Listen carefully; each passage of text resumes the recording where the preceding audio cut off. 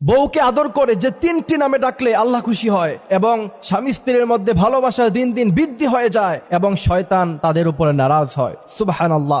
বউকে আদর করে এই তিনটি নামে সবসময় ডাকবেন। আল্লাহ রাসূল সাল্লাল্লাহু আলাইহি ওয়াসাল্লাম আম্মা জানা আয়েশা রাদিয়াল্লাহু তাআলা আনহাকে এই তিনটি নামে তিনি কিন্তু ডাকতেন। আমার ভাইরা, আজকে বিয়ে হওয়ার পরে মডার্ন যুগ, স্ত্রীকে জান বলে ডাকে, তারপর আর কি যেন বেবি বলে ডাকে, অথচ আল্লাহ রাসূল সাল্লাল্লাহু আলাইহি ওয়াসাল্লাম একজন স্বামী হিসাবে ছিলেন সবচাইতে ভালো স্বামী। আম্মা জান আয়েশা রাদিয়াল্লাহু তাআলা আনহা বলতেন, আল্লাহ রাসূল সাল্লাল্লাহু আলাইহি ওয়াসাল্লাম আমাদেরকে যে ভালোবাসা, যে মহব্বত দিয়েছেন, পৃথিবীর কোন স্বামী তার স্ত্রীকে এত বেশি ভালোবাসতে পারে বলে আমার কাছে মনে হয় না। আম্মা জান আয়েশা রাদিয়াল্লাহু তাআলা আনহা বলছেন, আল্লাহ রাসূল সাল্লাল্লাহু আলাইহি ওয়াসাল্লাম আমাকে প্রথমে ডাকতেন হুমায়রা বলে। হুমায়রা শব্দের অর্থ হচ্ছে লাল ধরনের একটা দামি পাখি। দ্বিতীয় নম্বরে আপনি চাইলে আপনার স্ত্রীকে তার বাবার নাম ধরে ইবনাতুন শব্দ লাগিয়ে আপনি আপনার স্ত্রীকে ডাকতে পারেন। তৃতীয় নম্বরে আল্লাহ